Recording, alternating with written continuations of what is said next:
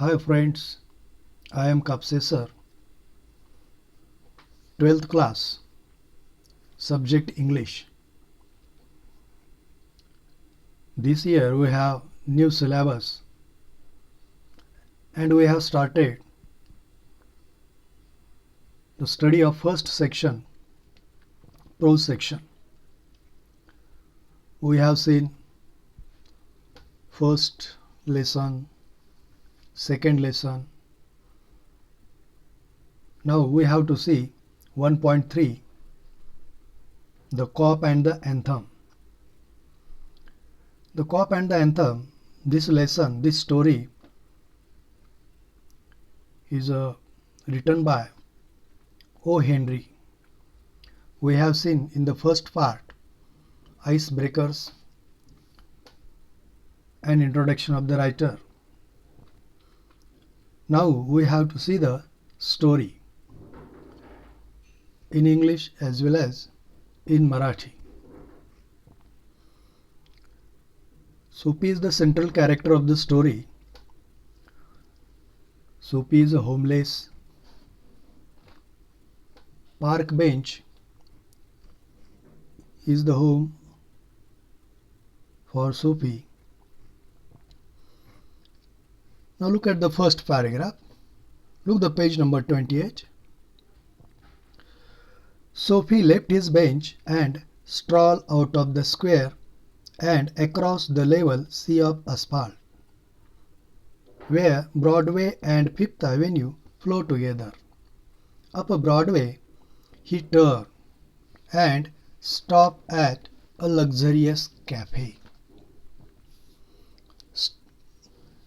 See the word stroll. Stroll याचा अर्थ आरामात चालणे, रमत गमत चालणे. Walk in a leisurely way.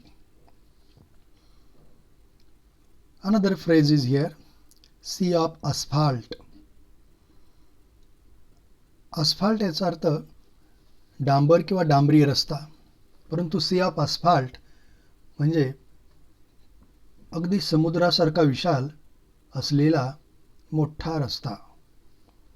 डांबरी रस्त्याचा समुद्रच. सोफी आपल्या बेंचवरून तो उठतो आणि पुढे चालू लागतो आणि स्क्वेअर त्या चौकात आल्यानंतर पुढे पाहतो तर अगदी मोठे डांबरी रस्ते त्याला तेथे पाहायला मिळतात की जेथूनच Broadway and fifth avenue. Avenue याचा अर्थ मोठा मार्ग, महामार्ग. हे दोन्ही रस्ते एकत्र पुढे जातात आणि मग तो ब्रॉडवेवरून वळतो आणि एका लक्झरियस कॅफे. लक्झरियस कॅफे याचा अर्थ अत्यंत झगमगाट असलेले मोठे hotel, star hotel.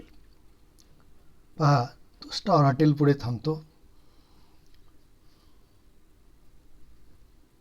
Sophie had confidence in himself. From the lowest button of his vest upward, he was shaven, and his coat was trim, and his neat black bow had been presented to him by a lady missionary on Thanksgiving Day. Thanksgiving Day, people give gifts on one another. Thanksgiving डेच्या दिवशी एका lady मिशनरीने सोफीला coat आणि black बो present केलेला असतो. या दिवशी जे गरीब अनाथ अशी व्यक्ती आहेत, असहाय्य आहेत, त्यांना मदत किंवा सहाय्य केले जाते. पहा, आज सोफीमध्ये कॉन्फिडन्स होता. याचं कारण आज त्यांनी कपडे नीटनेटके चांगले परिधान केलेले आहेत. त्याच्याकडे त्यांनी शेवन याचा अर्थ दाढी बनवलेली आहे, दाढी केलेली आहे. वरी वेस्ट याचा अर्थ जॅकेट, त्यावरून कोट, ब्लॅक बो. हा कमरेपासून वरचा भाग तर अगदी चांगल्या पद्धतीने त्यांनी केलेला आहे. If only he could reach a table in the restaurant unsuspected, success would be his. आणि आज तो कोणाचाही संशय न येता टेबलापर्यंत पोहोचला तर यश त्याचेच होते. कारण ते अत्यंत महागडे मोठे हॉटेल, या हॉटेलमध्ये सर्वसामान्यांना प्रवेश नसतोच. आणि मग त्यामध्ये प्रवेश करायचा असेल तर कपडे छान नीटनेटके असायला पाहिजेत. तसे त्याने स्वतःला तयार केले आणि तो जर हॉटेलच्या टेबलापर्यंत पोहोचला तर यश त्याचेच होते. कारण तो विचार करतोय, पहा, जर आपण हॉटेलमध्ये प्रवेश केला आणि टेबलावर बसलो तर मग the portion of him that would show above the table would raise no doubt in the waiter's mind. एकदा का आपण टेबलावर बसलो तर वेटरच्या मनामध्ये आपल्याविषयी शंका येणार नाही. आणि तो आपणाला त्या हॉटेलमध्ये सेवा देईल. तो विचार करतोय, पहा, oh roasted mallard duck. Roasted mallard duck, roasted means baked, wild duck. Roasted mallard duck, thought Sophie, would be about the thing. With a bottle of wine and then some cheese, a cup of coffee and a cigar. $1 for the cigar would be enough. The total would not be so high as to call forth any extreme of revenge from the cafe management. And yet the meat would leave him full and happy for the journey to his winter island. तो विचार करतोय, पहा, की आपण मस्तपैकी हॉटेलमध्ये जेवण करू. Roasted mallard duck, a bottle of wine, some cheese आणि कॉफी, सिगार. सिगारसाठी $1 ठीक आहे, पुरेसं आहे. हे सर्व घेतल्यानंतर आपण त्याचं बिल द्यायचे नाही. आणि मग कॅफे मॅनेजमेंट फार काही आपल्या विषयी रिवेंज, याचा अर्थ बदला घेणार नाहीत. आणि फार तर आपल्याला काय करतील, पोलिसांच्या हवाली करतील. आणि मग आपला जो पुढील प्रवास आहे विंटर आयलँड, पहा येते. तर विंटर आयलँड याचा अर्थ जेल. सोफी हिवाळ्यामध्ये अशा काहीतरी गोष्टी करून तो जेलमध्ये जातो. एक आयलँड आहे, त्या आयलँडवर तुरुंग आहे आणि त्या तुरुंगामध्ये तो हिवाळा काढत असतो. तो बोलतोय की अगदी पुढील प्रवास चांगला आनंदाने आपला होईल. But as Sophie set foot inside the restaurant door, the head waiters I fell upon his tattered trousers and decadent shoes. Sophie एक फ्रेज आहे, पहा, आय फेल अपॉन. तर आय फेल अपॉन याचा अर्थ च्यावर लक्ष पडणे, लक्षात येणे, सर्च और फाइंड आउट. टॅटर्ड याचा अर्थ वापरून जीर्ण झालेली, खाली पॅन्ट त्याची फाटलेली होती. And decadent shoes. आता डिकेडंट याचा अर्थ ओर्न आउट, वापरून झिजलेले, खराब झालेले. परंतु हेड वेटरचे लक्ष सोफीकडे गेले आणि त्यांनी पाहिले की अरे, याचे शूज व्यवस्थित नाहीत, याची पॅन्ट टॅटर्ड आहे, म्हणजे हा कोणीतरी सामान्य व्यक्ती, भिकारी वगैरे आहे. आणि त्याला आतमध्ये प्रवेश करू दिला नाही. Strong and ready hands turn him about and convey him in silence and हास to the sidewalk.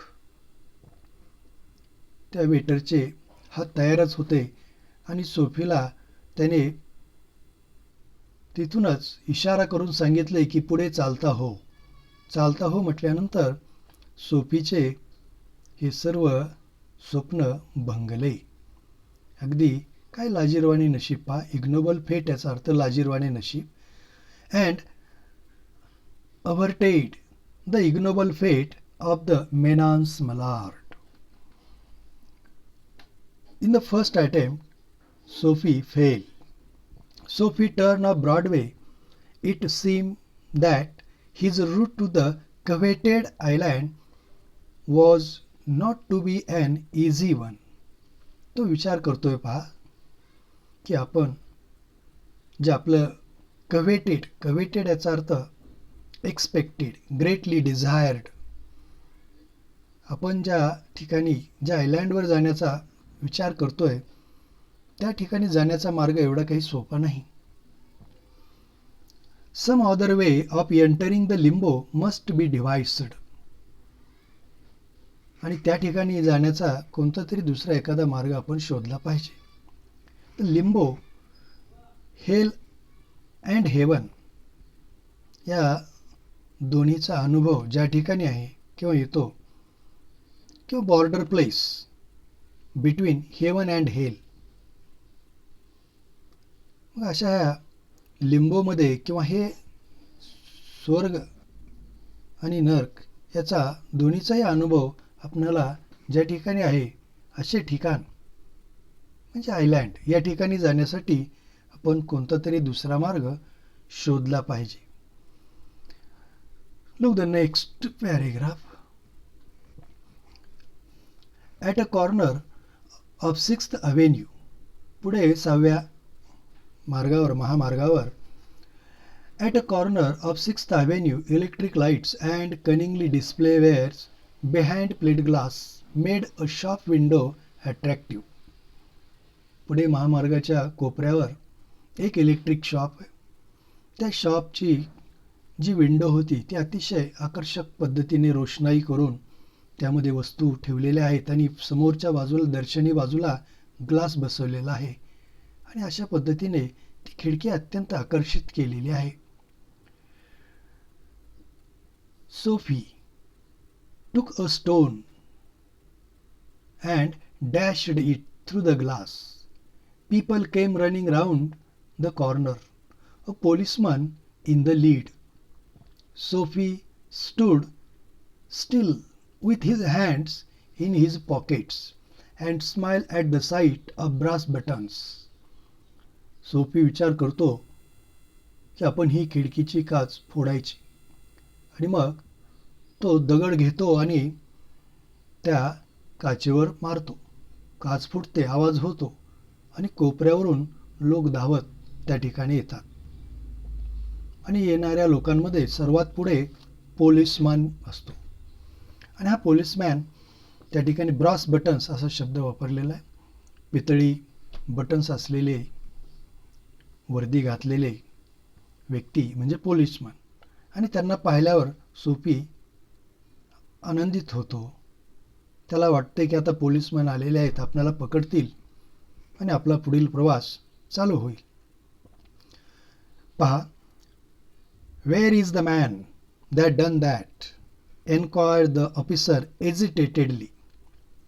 एजिटेटेडली means here in a trouble or nervous manner.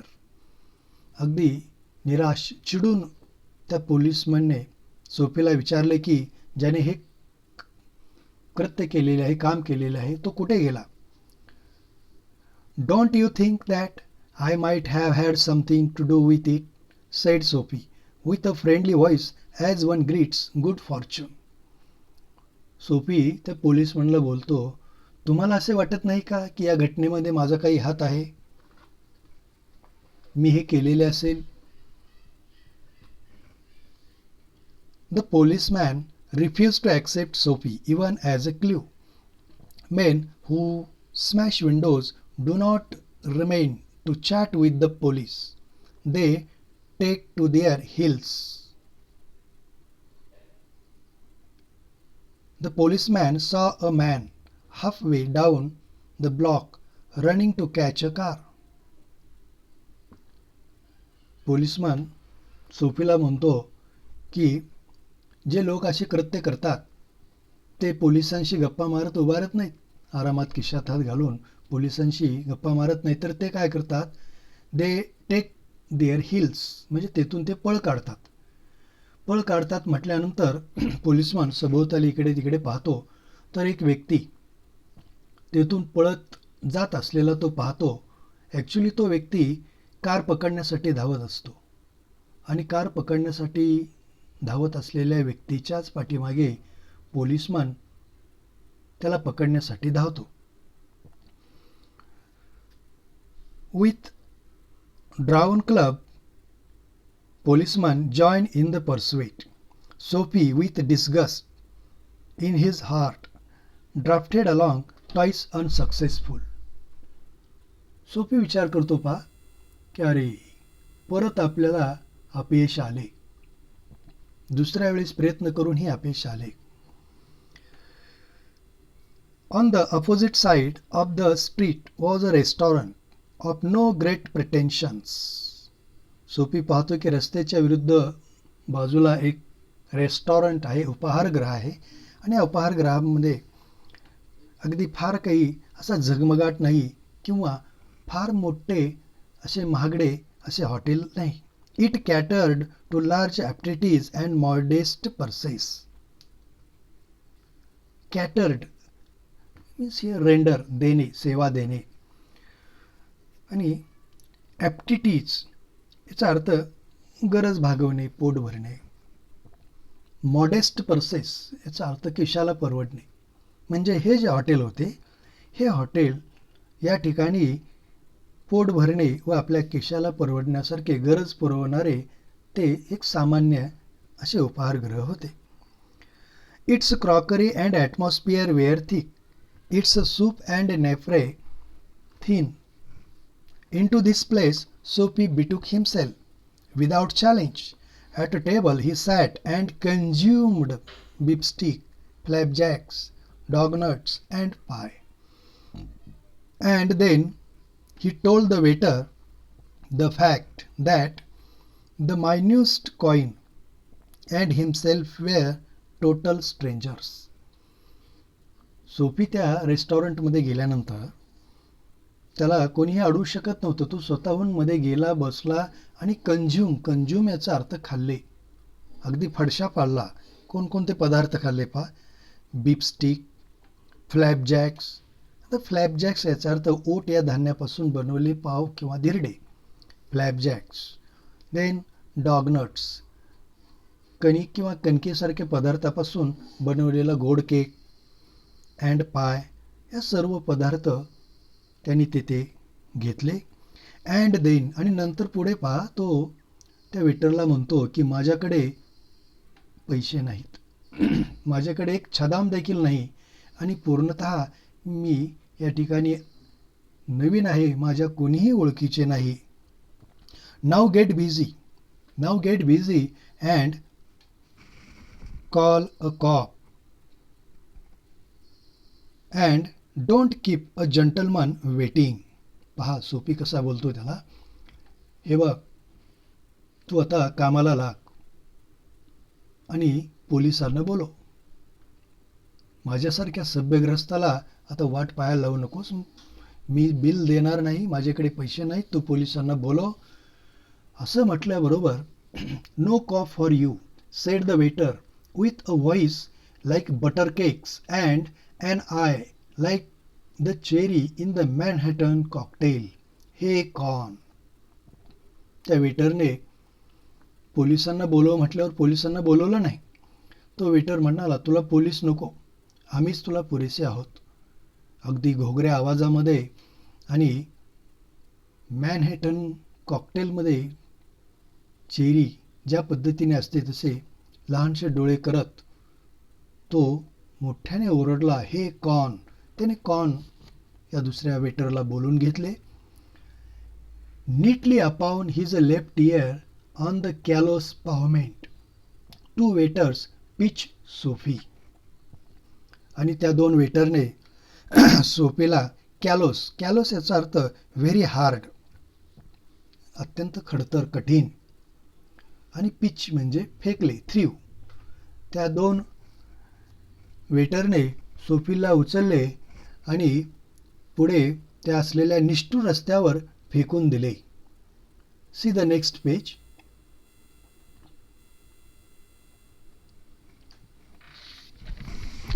He arose joint by joint as a carpenter's rule opens. पहा, तो फेकून दिल्यानंतर त्या ठिकाणी रस्त्यावर त्याच्या डाव्या कानावर तो जोरात त्याला फेकून दिल्यावर तो पडलेला आहे आणि मग तो उभारत असताना त्याचे पूर्ण जॉईंट्स आणि जॉईंट्स अगदी कार्पेंटरचा रूल किंवा टेप जसा उघडतो तशा पद्धतीने हा उठलेला आहे सावकाश, परंतु याचे सर्व सांधे खिळखिळे झालेले आहेत. And he dusted his clothes. Arrest seem now but an elusive dream. तो उठतो, कपडे झटकतो, त्याला वाटते की अरे अटक करून घेणे म्हणजे अशक्य आहे. Elusive means difficult to find, catch or achieve. Arrest करून घेणे म्हणजे एक मृगजळ आहे. The island seem very far away. A policeman who stood before a drugstore 2 doors away laughed and walked down the street. पुढे एका ड्रग स्टोअरजवळ पोलिसमन उभा असतो, त्यांनी हे पाहिलेले असते. तो सोफीकडे हसतो आणि निघून जातो. Sophie was seized with a sudden fear that some dreadful enchantment had rendered him immune to arrest. He was in a state of panic, and then he came upon another policeman longing grandly in front of a glittering theater. Sophie पाहतो की पुढे एक policeman आहे जो आरामात वेळ घालवतोय glittering theatre या थिएटरच्या परिसरामध्ये.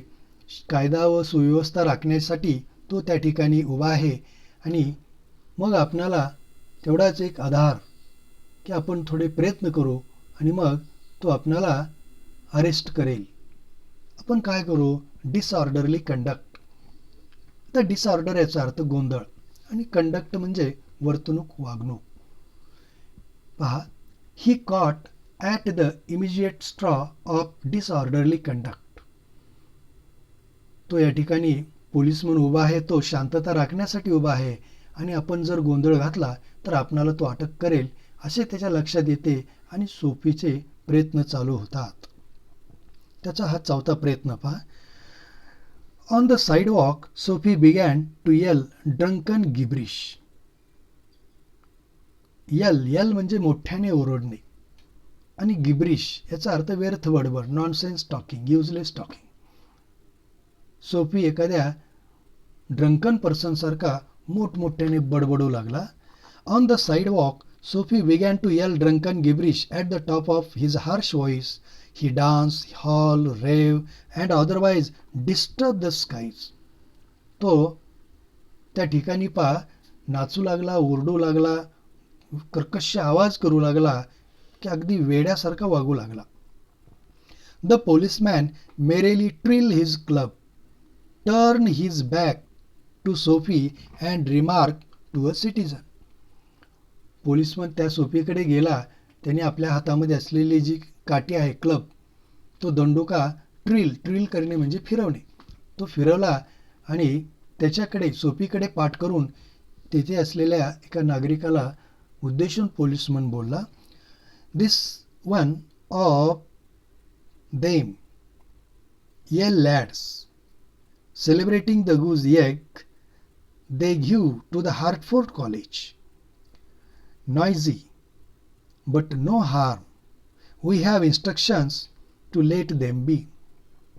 नागरिकाला उद्देशून सोफी बोलतो की यलमधील मुलगा आहे, तो सेलिब्रेशन करतोय, त्यांना त्या ठिकाणी अंडी वाटप करण्यात आलेले आहे आणि त्यांना सेलिब्रेशन करू द्या असा आम्हाला वरूनच आदेश आहे. त्यांना अटक करू नका अशाही सूचना आम्हाला आहेत. अशी मुलं गोंधळ घालतात, नॉइझी बट नो हार्म, परंतु हानिकारक, इजाकारक नाहीत, त्यामुळे त्यांना आम्ही पकडणार नाहीत. डिस्कॉन्सोलेट, next paragraph. Disconsolate means very sad, unhappy. Disconsolate, Sophie stopped his unavailing racket. Would never a policeman lay hands on him? In his fancy, the island seemed an unattainable Arcadia. He buttoned his thin coat against the chilling wind.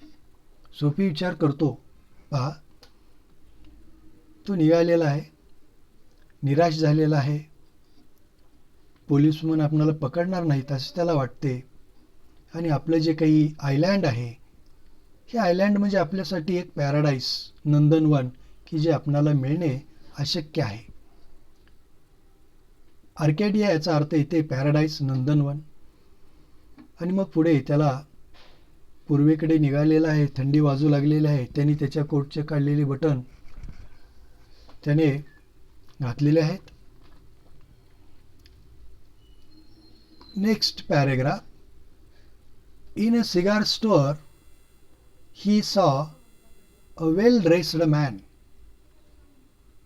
lighting a cigar at the swinging light. He had set his silk umbrella by the door. On entering, Sophie stepped inside, grabbed the umbrella and sauntered off with it slowly. The man at the cigar light followed hastily. Sophie पाहतो की एका cigar स्टोअरमध्ये एक व्यक्ती आतमध्ये cigar पेटवण्यासाठी गेलेला आहे. आणि सिगार पेटवण्यासाठी गेलेला असताना बाहेर दरवाजेच्या कडेला त्यांनी त्याची सिल्क आंब्रेला ठेवलेली आहे. सोफी तात्काळ तिकडे जातो आणि त्याची ते सिल्क आंब्रेला उचलतो. तो व्यक्ती सिगार पेटवून गडबडीत बाहेर येतो. आता सोफी साउंटर्ड याचा अर्थ पहा, walk in a relax manner, सावकाश आरामात चालणे. सोफी तेथे सावकाश आरामात चालतो.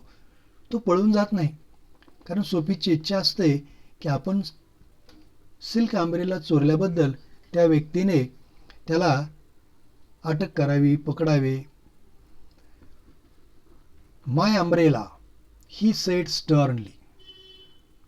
तो अम्ब्रेला पर्सन बाहेर येतो आणि म्हणतो की माझी छत्री आहे, अगदी स्टर्नली. या ठिकाणी तो हार्शली असं बोलतो.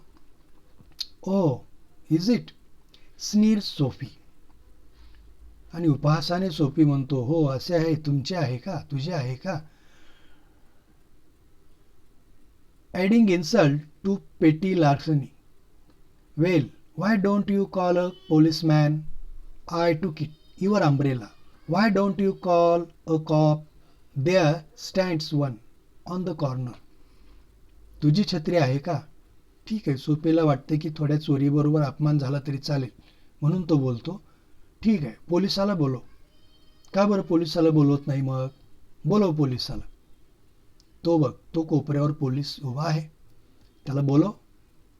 The umbrella owner slow his steps. आणि पोलिसाला बोलव म्हटल्यानंतर तो छत्री मालक त्यांनी थोडीशी बोलण्यामध्ये माघार घेतलेली आहे, त्याची चाल मंदावते. Sophie did likewise with a premonition that luck would again run against him. The policeman eye at the two curiously. Policeman पाहतो, दोघांकडे पाहतो, क्युरियसली, कुतूहलतेने पाहतो. परंतु सोफीच्या लक्षात येते की अरे, की आता नशीब आपल्या आणखीन विरोधात जाणार असे त्याला तिथे जाणवते. प्रीमोनिशन, एखादी वाईट घटना घडणार त्याची अगोदरच कल्पना येणे. Of course, sed the umbrella man. Well, you know how these mistakes occur. If it's your umbrella, I hope you will excuse me. I picked it up this morning in a restaurant. If you recognize it as yours, why, I hope you will. See the next page. तो व्यक्ती म्हणतो, पहा कशा चुका घडतात. अशा चुका घडतच असतात. ही तुमची छत्री आहे, तुम्ही ओळखली, ती तुम्हीच ठेवून घ्या, मी का बरं ठेवून घेणे. कारण अशा प्रकारची छत्री मी सकाळी एका रेस्टॉरंटमधून उचललेली आहे. See the next page. Of course it's mine, said Sophie savagely. अगदी रानटीपणाने सोफी त्याला म्हणतो, छत्री माझी आहे म्हणून काय म्हणता? हो, ही माझीच आहे. आणि the ex umbrella man retreated. The policeman hurried to assist a tall blonde in a opera cloak across the street in front of a street car that was approaching 2 blocks away. पुढे त्या ठिकाणी कोपऱ्यावर उभा असलेला तो policeman त्या दोघांकडे पाहतो, परंतु त्या ठिकाणी एक ऑपेरा क्लॉकमध्ये ऑपेरा गीत परफॉर्मन्स करण्यासाठी एक टॉल ब्लंट, याचा अर्थ फेअर पर्सन, त्या फेअर पर्सनला मदत करण्यासाठी पोलिसमन त्याकडे जातात. पुढे सोफी पूर्वेकडील रस्त्याने तो निघतो. पूर्वेकडील रस्ता थोडासा खराब झालेला आहे, कारण ते ठिकाणी रस्त्याचे काम चालू आहे. रस्त्याच्या कडेने खोदकाम केलेले आहे आणि त्या खोदकामामध्ये तो रागाने ती छत्री भिरकावतो आणि तो पुटपुटतो, मटर्ड करतो. तो पुटपुटतो की अरे, कोणाविषयी? अशा माणसाविषयी की जे माणसं कॅरी क्लब्स आणि वेअर हेल्मेट्स, म्हणजे हातामध्ये काठी आणि डोक्यावर हेल्मेट्स घालून फिरतात, म्हणजेच पोलिसमन. काय करतात ते? त्यांनी पकडावे म्हणून मी प्रयत्न करतो, परंतु ते मात्र मला अशा प्रकारे रिगार्ड्स देतात की जणू काही की मी राजा आहे की जो कधी चूक करत नसतो. आणि मग पुढे एक प्रवेशमार्ग सोफी पाहतो आणि प्रवेशमार्गावर पाहिल्यानंतर थोडेसे झगमगाट आहे, परंतु कमी प्रमाणामध्ये. आता सोफीला मात्र त्याच्या घराकडे जायची ओढ लागलेली आहे. त्याचे घर म्हणजे पार्क बेंच जरी असेल तरी त्या घराकडे जाण्याची त्याला ओढ लागलेली आहे. आणि मग तो पुढे असाच मेडिसन स्क्वेअरकडे जाण्याच्या दिशेने निघतो, परंतु मेडिसन स्क्वेअरकडे जाण्यापूर्वी एका अनोळखी कोपऱ्यावर तो थांबतो. But on an unusually quiet corner Sophie came to a stand still. Here was an old church, quaint and rambling and gable. अनोळखी कोपऱ्यावर तो थांबतो. तेथे एक त्याला जुनी चर्च दिसते. ते चर्च अपरिचित, परंतु अगदी त्या ठिकाणी अस्ताव्यस्त अशा प्रकारे वस्तू पडलेल्या आहेत. गॅबल्ड म्हणजे उतरत्या त्रिकोणी आकाराचे, उतरत्या छपराचे असे ते church. Through one violet stained window a soft light glow, where no doubt the organist loitered over the keys, making sure of his mastery of the coming Sabbath anthem. तो पाहतो की त्या व्हायलेट विंडोमधून एक सॉफ्ट लाईट त्याला दिसते आणि आतमध्ये ऑर्गॅनिस्ट ऑर्गनवर येणाऱ्या सॅबेथ या दिवशी, Sabbath means here day of rest, Christian लोक या दिवशी प्रार्थना करतात आणि आराम करतात. आणि मग या सॅबेथच्या दिवशी जी प्रार्थना सादर करायची आहे त्या प्रार्थनेची तो तयारी करतोय, रिहर्सल करतोय. आणि मग हे सर्व ऑर्गनचे स्वर किंवा धून सोफीच्या कानी पडते. For there drifted out to Sophie's ears sweet music that caught and held him transfixed against the convolutions of the iron fence. त्या ऑर्गनवर वाजवलेली प्रार्थना गीताची धून त्याला आकर्षित करते, त्याला मधुर वाटते. आणि मग तेथे असलेल्या तारेच्या कुंपणाभोवती तो खिळून उभारतो. त्या ठिकाणी अगदी तो स्तब्ध उभारतो. The moon was above full and radiant. Vehicles and pedestrians were few. Sparrows twittered sleepily in the eaves. A little while the scene might have been a country churchyard. ते चर्च अतिशय एखाद्या ग्रामीण भागातील चर्चप्रमाणे त्याला जाणवते. ते सर्व दृश्य पाहिल्यानंतर त्याला त्याच्या जुन्या भूतकाळातील काही गोष्टींची, जीवनाची त्याला आठवण होते. कारण या चर्चचे वातावरण, त्याचबरोबर प्रार्थना गीताची धून त्याच्यामध्ये काय विलक्षण बदल करते. See there,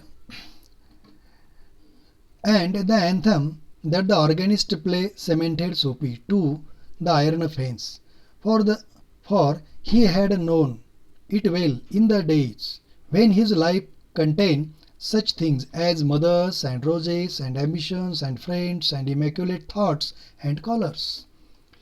हे दृश्य पाहिल्यानंतर त्याला ते जुने दिवस आठवतात की जेव्हा त्याचे जीवन अगदी परिपूर्ण भरलेले होते. कंटेन काय काय होतं त्याच्या आयुष्यामध्ये? मदर्स, रोजेस म्हणजे आनंद होता, आनंद होता. त्याचबरोबर त्या ठिकाणी ॲम्बिशन्स देखील होत्या, महत्त्वाकांक्षा, ॲम्बिशन्स, फ्रेंड्स, मित्रमंडळी, अँड इमॅक्युलेट याचा अर्थ शुद्ध, pure, clean. Immaculate thoughts and colours, शुद्ध विचार आणि मान सन्मान. एवढे त्याचे जीवन परिपूर्ण असे आनंदी होते. The conjunction of Sophie's receptive state of mind and the influences about the old church brought a sudden and wonderful change in his soul. त्याच्या मनाची घनक्षम अवस्था आणि त्या चर्चने त्याच्यावर केलेले परिणाम, प्रभाव, या प्रभावामुळे त्याच्या आत्म्यामध्ये विलक्षण बदल होतो. He view with a rising horror the pit into which he had tumble, the degraded days, unworthy desires, dead hopes, wrecked faculties and base motives that made up his existence. आणि सोफीला सध्याच्या त्याच्या जीवनाचं वास्तव लक्षात येतं आणि तो अतिशय अगदी भयानक पद्धतीने त्याला त्या गोष्टीचे वाईट वाटते, की म्हणतो अरे रे काय हे जीवन आहे सध्याचं. सध्याच्या आपल्या या जीवनामध्ये आपण कशा या चिखलामध्ये अडकलो. डिग्रेडेड डेज, मानहानिकारक दिवस, अनवर्दी डिझायर्स, अतिशय तुच्छ अशा विचारसरणी, इच्छा, डेड होप्स, भग्न आशा, रेक्ड फॅकल्टीज, शिक्षणाचा झालेला बट्ट्याबोळ, अँड बेस मोटिव्स आणि स्वार्थी हेतू. अशा प्रकारचं सध्याचे आपले अस्तित्व आहे. हे किती वाईट आहे हे त्याच्या लक्षात येते. And also in a moment his heart responded thrillingly to this strange mood. A strong impulse moved him to battle with his desperate fact. He would pull himself out of the mire and would make a man of himself again. त्याच्या लक्षात येते आणि मग त्याच्यामध्ये तीव्र भावना निर्माण होतात की आपण या वाईट विचाराविषयी गोष्टीच्या विरोधात आपण आता बॅटल करायचे, बंड करायचे आणि या सगळ्या अत्यंत वाईट अविचारी गोष्टीच्या विरोधात आपण बंड करून चांगले विचार, चांगले जीवन जगण्याचा प्रयत्न करायचा. आणि या मायरमधून, मायर याचा अर्थ चिखल, बॉग, यातून तो, या चिखलातून, या घाणीतून तो स्वतःला बाहेर काढणार होता. तो स्वतःच हे करणार होता. आणि हे सर्व करत असताना, विचार करत असताना पहा, he would conquer the evil that had enslaved him. ज्या दुष्ट विचाराने त्याला गुलाम बनवले होते, त्या दुष्ट विचाराविषयी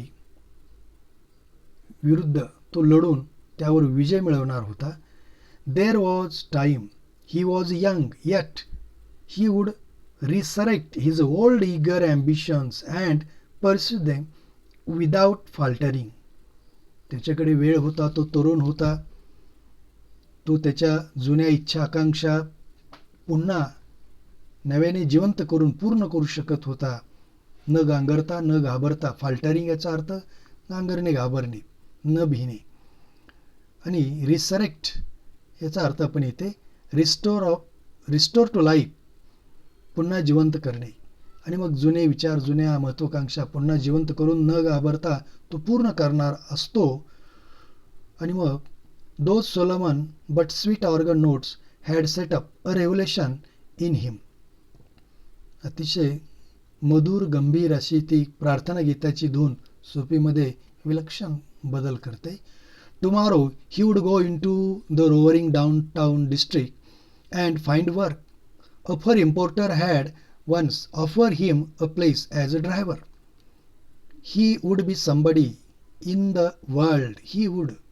तो उद्या खाली धावपळीच्या जगामध्ये जाणार असतो आणि काम शोधणार असतो, परंतु एका फर व्यापाऱ्याने त्याला ड्रायव्हरची नोकरी किंवा काम देऊ केले होते. तो जाणार असतो, काम शोधणार असतो, काम करणार असतो, तो कोणीतरी बनणार असतो, घडणार असतो अगदी त्याच क्षणी. Soapy felt a hand laid on arm. सोफीला लक्षात येते की आपल्या हाताला कोणीतरी पकडलेले आहे.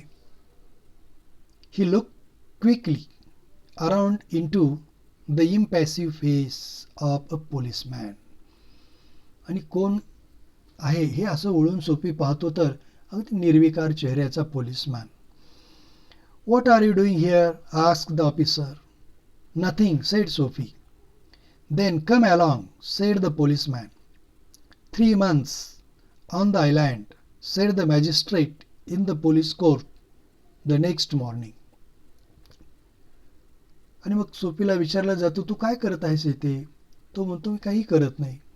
आणि काही करत नाही म्हटल्यानंतर चल, पोलीसमन त्याला पकडून घेऊन जातात.